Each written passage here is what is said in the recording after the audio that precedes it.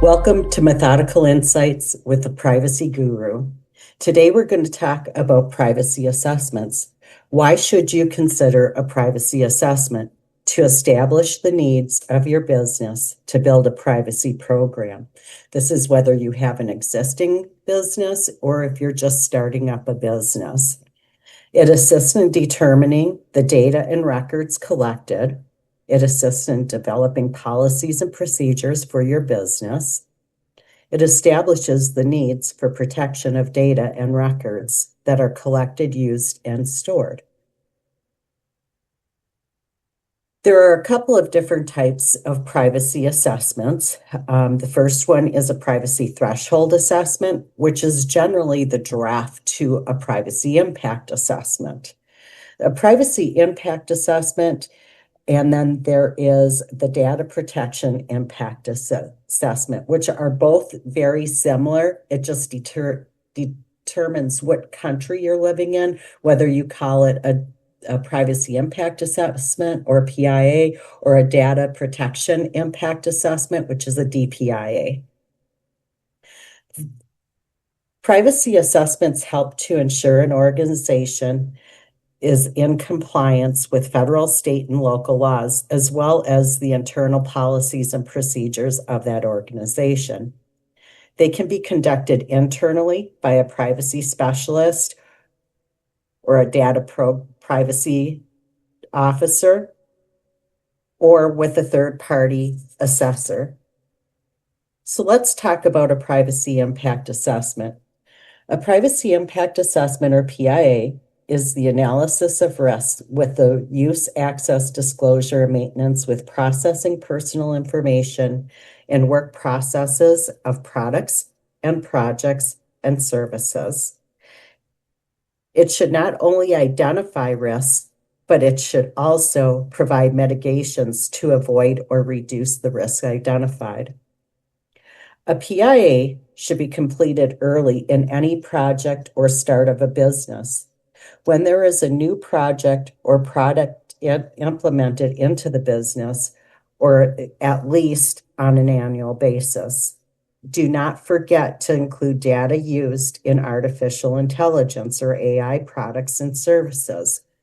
If you are entering data into an AI source, you should assess how that AI source is using that data and where that data is being generated to, so you can include that in your PIA.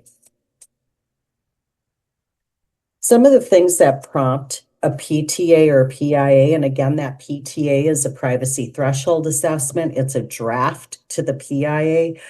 You look at the privacy threshold assessment and you develop more into the PIA, more information into it. You mitigate those risks.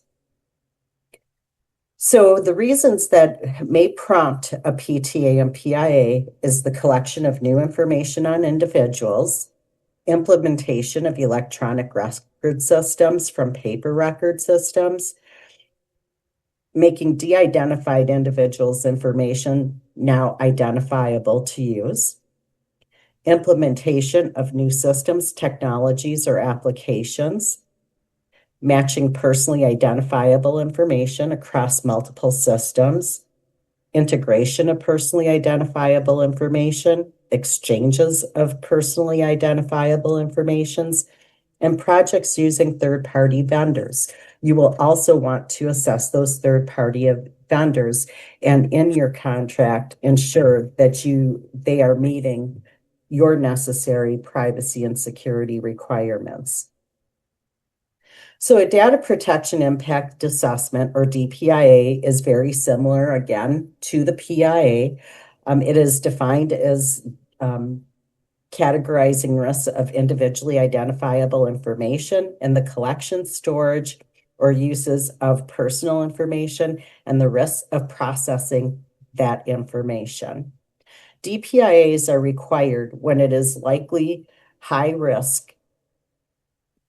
So how do you determine risk? The risk would be determined by evaluation and scoring, automated decision maker, systematic monitoring, sensitive data or personal data, large-scale processing of data, matching and/or combining of data sets, data of vulnerable subjects, use of data for innovations or applications,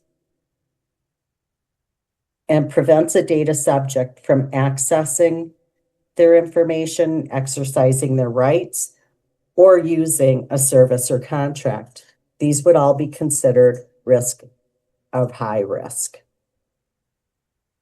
A DPIA should include a description of the processing and the purpose and interest pursued in the processing of that personal information, the necessary reasons for processing and collection, and the risk associated to the data subject. It should measure and address those measures of the risks identified, and the risk measured should be classified as low, medium, or high. This should also be included in your privacy policy when you develop those policies and procedures to ensure that you are protecting this information.